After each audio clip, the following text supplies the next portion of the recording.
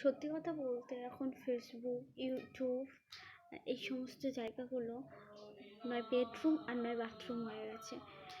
কেননা মানে এমপিতে ইউটিউবে এইসব জায়গাতে গেলেই পার সব অসভ্য নোংরা নোংরা ভিডিও। মানে যেহেতু আমরা ভিডিও দেখি, সবাই ছোটো থেকে বড় সবাই ফোন ব্যবহার করে, তো স্ক্রল করে করে তো দেখে, যেটা ভালো লাগে সেটাই দেখে।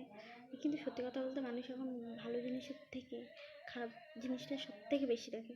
কেন কি, যদি মানুষ খারাপ জিনিসটা যদি না দেখতো তাহলে এত যে মানুষ খারাপ খারাপ ভিডিও করে তারা কিন্তু করতো না।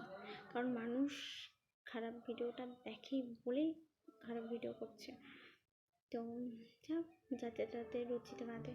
তো আমি এটা আশা করি যে আমি কোনো দিনের জন্য মানে এরকম পরিমাণে এতটা নিচে কখনোই নামবো না।